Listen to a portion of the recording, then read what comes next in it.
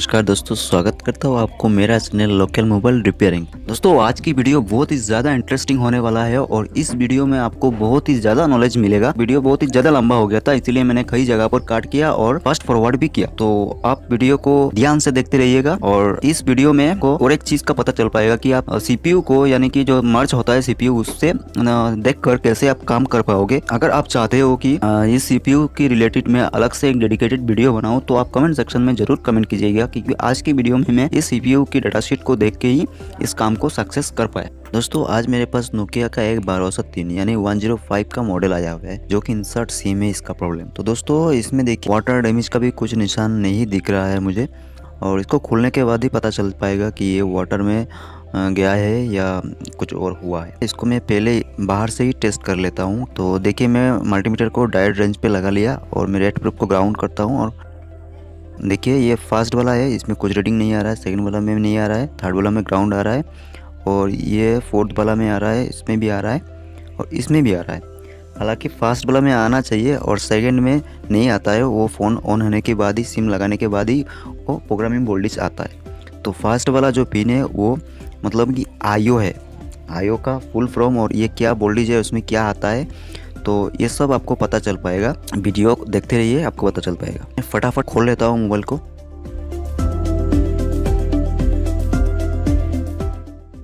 खोल लिया।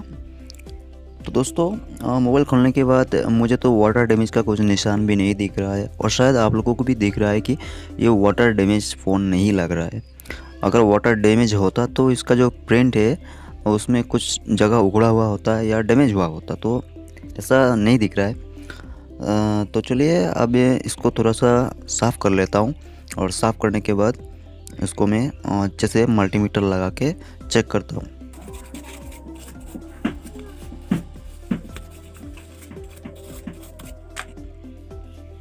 तो दोस्तों मैंने मल्टीमीटर ले लिया। और अब देखिए यहाँ पर मैं कुछ पॉइंट आपको दिखा रहा हूँ, इमेज में शो हो रहा है आपको।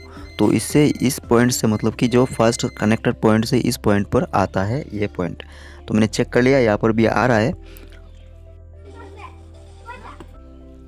मैं इस पॉइंट से जो आगे जा रहा है उसमें स्क्रैच लगाऊंगा, जो डॉट होता है छोटा सा। आप देखिए यहाँ पर मैं स्क्रैच लगा रहा हूँ, ताकि इस पर यहाँ से फर्स्ट पिन से या कनेक्टिविटी है कि नहीं।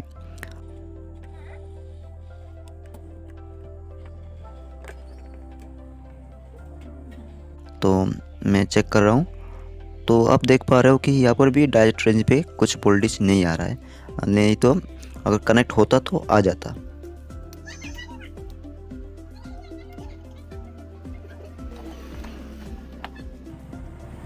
अब मैं इसको जो इनका जो कवर होता है ना उसको मैं उखाड़ कर और CPU को मैं देखता हूँ कि CPU रिवॉल्व करता हूँ। तो पहले इसको मैं टेप लगा लेता हूँ, डॉक्टर टेप, ताकि ये जो डिस्प्ले है LCD है, LCD कहीं से टूट ना जाए और फट ना जाए, नहीं तो खोलने में हाथ लगने से ये टूट सकता है और फिर और बड़ी दिक्कत बन जाएगी। और अब इस टिन का कवर को मैं उखाड़ लूँगा। तो इसमें आपको ध्यान देने की बात है कि अच्छे से थोड़ी सी ध्यान लगा के इसको उखाड़ना है, नहीं तो कहीं से कट जाएगा।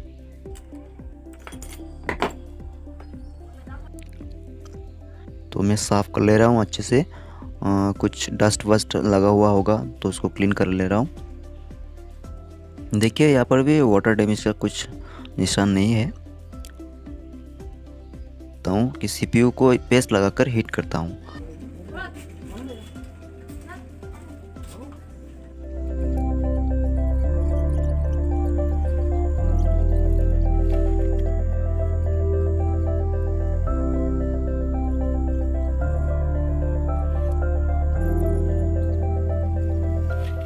देखिए दोस्तों CPU को हीट लगा लिया, और आपको थोड़ा सा CPU को हिलाना है ताकि ड्राई सॉल्ट हो जाए, तो ये फिर से सूख जाए। देखिए मैं चेक कर रहा हूँ कि कहीं पे शॉर्ट हो गया कि नहीं। देखिए कोई शॉर्ट नहीं है, और अभी भी यहाँ पर कुछ भी रीडिंग नहीं आ रहा है, मतलब कि ये CPU ड्राई नहीं हुआ है, ये कहीं से लाइन कट गया है। और अगर नहीं है तो हो सकता है CPU का नीचे से जो पैड होता है वो पैड उखड़ गया है। तो अब मैं एक काम करता हूँ कि CPU को उठा के फिर मैं चेक करता हूँ और फिर से CPU को रिवॉल्व करके लगा दूँगा। तो इसको मैं थोड़ा सा क्लीन कर ले रहा हूँ जो पेस्ट लगा हुआ था। तो तो देखिए मैं सीपीयू को उठाने से पहले मैं फिर से एक बार चेक करना चाहता हूँ कि यहाँ से कहाँ तक लाइन जा रहा है। तो देखिए यहाँ से तो लाइन यहाँ पर भी और यहाँ पर भी मैं अच्छे से चेक कर ले रहा हूँ कि ये लाइन यहाँ तक तो नहीं आ रहा है, और यहाँ तक अगर मिल जाए तो मुझे पता चल पाएगा कि यहाँ पर लाइन आ रहा है और यहाँ से कहीं पे ब्रेक है। तो देखिए मैं चेक कर रहा हूँ कि यहाँ पर नहीं है, यहाँ पर भी नहीं मिल रहा है, नहीं मिल रहा है, यहाँ पर भी नहीं मिल रहा है। तो नहीं मिला है मुझे इस साइड पर, सीपीयू की साइड पर, कि कहीं पे अगर ट्रैक में था तो ढूंढने में और डायग्नोसिस करने में बहुत अच्छा होता। तो अब मैं इसको सीपीयू को उठाने वाला हूँ। तो दोस्तों ये मेरा स्टेंसिल है, यूनिवर्सल स्टेंसिल, और ये स्टेंसिल मेरे पास एक ही स्टेंसिल है जो मैं सारे काम कर लेता हूँ। बड़ा मोबाइल का ही सीपीयू को, यूएमसी को निकाल कर रिवॉल्व कर लेता हूँ, मुझे मतलब मैं इससे कर पाता हूँ। तो आपको भी ऐसा करना है तो थोड़ा कॉन्फिडेंस चाहिए और एक्सपीरियंस भी चाहिए। तो इससे स्टेंसिल अमियो का स्टेंसिल है यूनिवर्सल।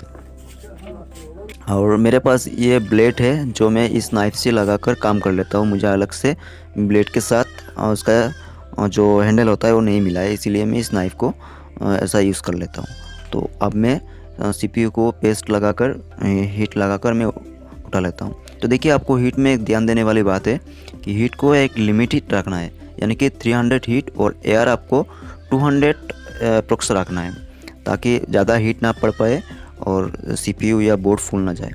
तो आपको हीट लगाते टाइम बारी बारी चेक करना है और ट्विजर से कि सीपीयू ड्राई सोल्ड, मतलब कि सीपीयू सोल्ड हो गया कि नहीं। अगर सीपीयू थोड़ा सोल्ड हो जाए तो आप समझ जाओगे कि थोड़ा थोड़ा हिल रहा है, और साइड में जो कंपोनेंट है उसको भी हिला कर देखना है। तो देखिए ये सोल्ड हो चुका है और सीपीयू निकलने वाला है अभी।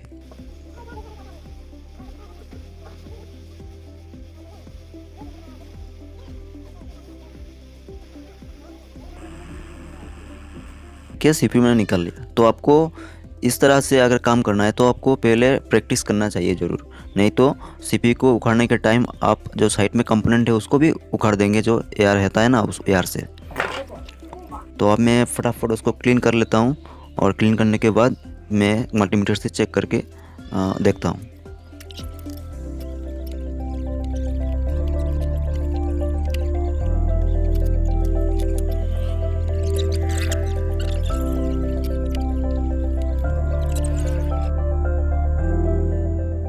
तो दोस्तों मैंने क्लीन कर लिया, और आप देख पा रहे हो कि कितनी अच्छी से ये क्लीन हो पाया।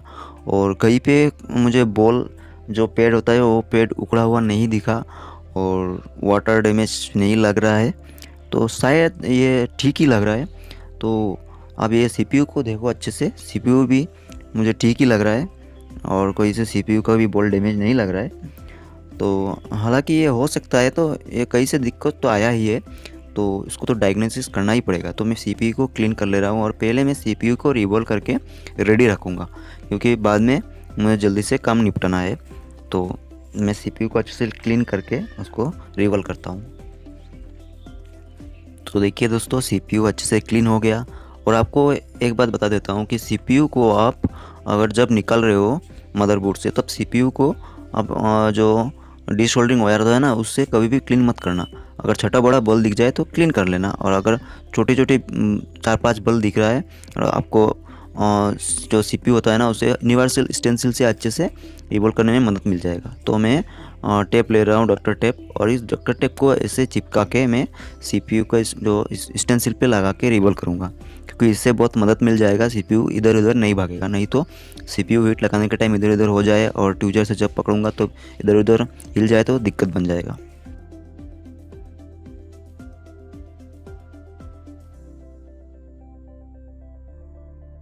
तो देखिए मैं अच्छे से टेप लगाकर, और अब मैं पेस्ट लगा लेता हूँ। तो देखिए मेरे पास 138 सेल्सियस का रिलाइफ का पेस्ट है। तो मैं इसे कपड़े में जो कपड़ा होता है उसमें ले रहा हूँ, और इसको अच्छे से दबा के जो लिक्विड होता है लिक्विड को निकाल ले रहा हूँ, ताकि सीपीयू को रिबिल्ड करने के टाइम ये फूल ना जाए और उखड़ ना जाए, जो फूल के उठ जाता है ऐसा ना हो जाए। तो देखिए सीपीयू को अच्छे से इसमें पेस्ट लगा ले रहा हूँ, पीपीटी पेस्ट, और अब मैं आपको रिवॉल्व करने के बाद ही दिखाऊंगा।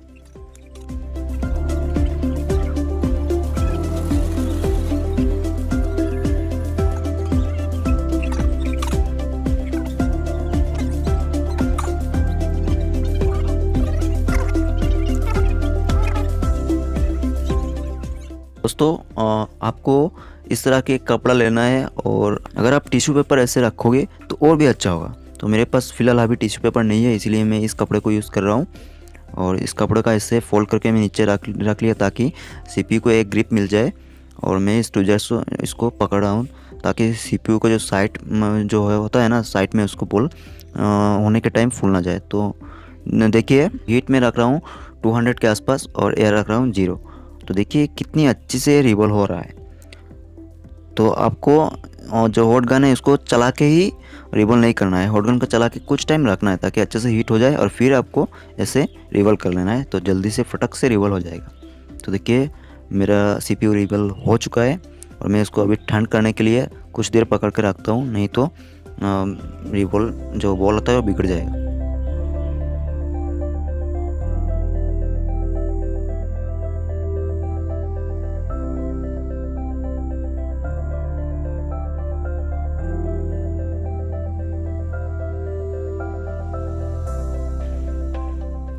देखिए दोस्तों रिवॉल्व हो गया। अब मैं इसको थिनर से इसको क्लीन कर लेता हूँ। तो एक बार ही रिवॉल्व करने से हो जाता है, मैं तो ऐसा ही कर लेता हूँ और काम भी बन जाता है, और दोबारा रिवॉल्व करने की कोई ज़रूरत भी नहीं पड़ता है। अगर बड़ा सा मोबाइल हो, एंड्रॉयड मोबाइल हो, या कुछ बड़ा सीपीयू हो, एमएमसी हो, इसमें दोबारा रिवॉल्व करना ज़रूरी है। तो इसमें हो गया, मुझे लगता है अब हो गया, तो मैं इसको निकाल ले रहा हूँ। आपको वैसे निकाल लेना है, और निकल लेने के बाद आप इसको अच्छे से देख पा रहे हो कि ये अच्छे से रिवॉल्व हो चुका है, और उसमें कितनी सारी एक्स्ट्रा बॉल लगा हुआ है। तो मैं इसको अभी स्टेप से निकल ले रहा हूँ, और निकल लेने के बाद मैं हथेली पे रख कर मैं इसको अच्छे से थिनर से क्लीन कर लूँगा, ताकि जो एक्स्ट्रा बॉल है वो बॉल निकल जाए, और जो बॉल रिवॉल्व हुआ है वो मुझे दिख जाए। वो भी ऐसा अच्छे से साफ़ कर लेना है। और देखिए कितनी अच्छी रिवॉल्व हुआ है, एक बल बना है।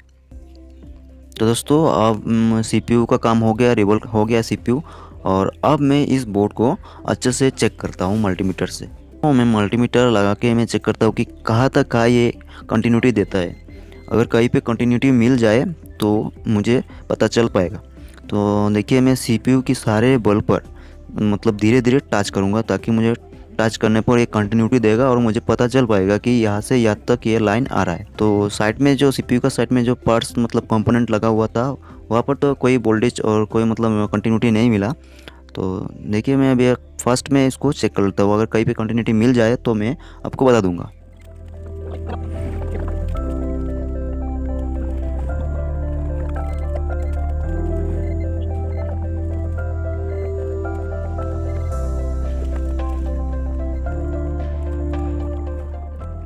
देखिए कोई जगह पर भी मुझे कंटिन्यूटी नहीं मिला, तो मैं अब सीपीयू को पेस्ट कर रहा हूँ, और सीपीयू को पेस्ट करने के बाद मैं देखता हूँ कि रीडिंग मिलता है कि नहीं, और फिर मैं आगे काम करूँगा। कि वही बात आपको ध्यान देने वाली है कि आप 0 एयर पे रखिए और टेम्परेचर 100 अप्रॉक्स रखिए, ताकि सीपीयू को हीट लगाने के टाइम इधर उधर ना हिल जाए।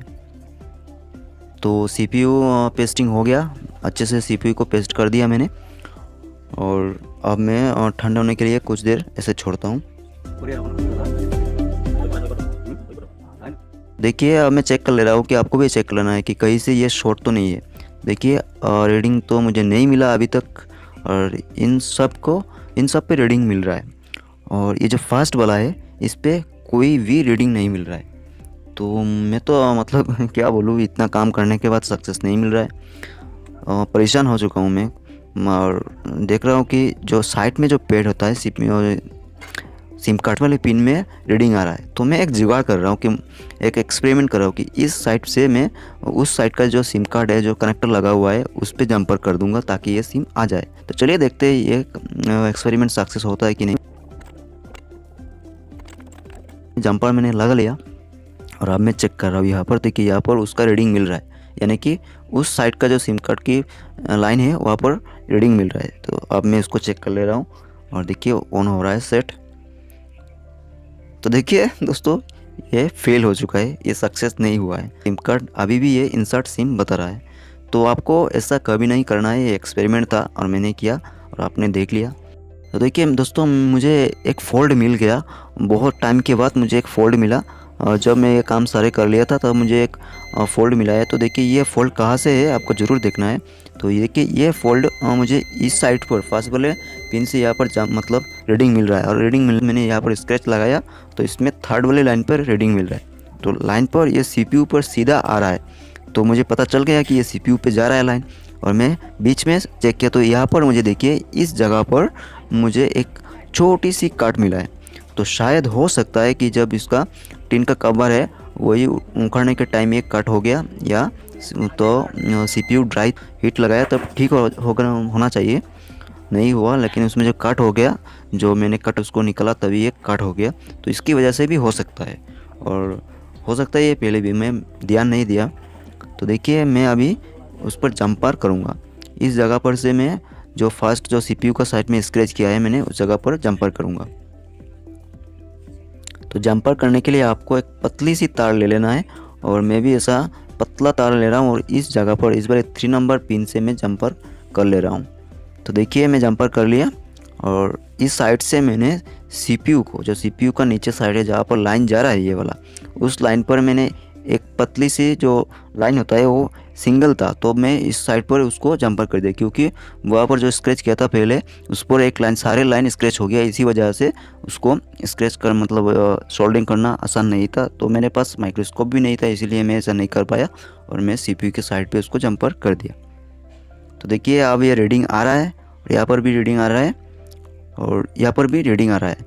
दोस्तों मैं आपको साइड में एक पिक्चर दूंगा कि कौन सा लाइन क्या है, और किस लाइन से कितनी वोल्टेज जाना चाहिए, और कौन सा लाइन किस नाम पर जाना जाता है। तो आपको सिम के साथ ही पिक्चर दे दूंगा, आप देख लेना। तो दोस्तों अभी बारी है उसको चेक करने की। तो पहले चेक करने से पहले मैं UV मार्क्स को अप्लाई कर लूँगा, ताकि ये लाइन कभी भी टूट ना जाए और वाटर की कांटेक्ट में आने से ये डैमेज ना हो जाए। तो फिलहाल मेरे पास तो UV मार्क्स ही है, और उसका जो UV लाइट है वो लाइट मेरे पास अभी नहीं है। तो मैं कैसे उसको ड्राई करता हूँ। तो देखिए मैं दोस्तों थोड़ी सी UV मार्क्स लगा ले रहा हूँ, और ये मैकेनिक का UV मार्क्स है। तो देखिए मैंने लगा लिया यहाँ पर, और अब मैं डॉक्टर टेप को यूज़ कर रहा हूँ। तो डॉक्टर टेप को यूज़ करके मैं यहाँ पर भी उस तार को चिपका लिया। तो अब मैं सिम को लगा के चेक करूँगा। तो देखिए सिम लग गया।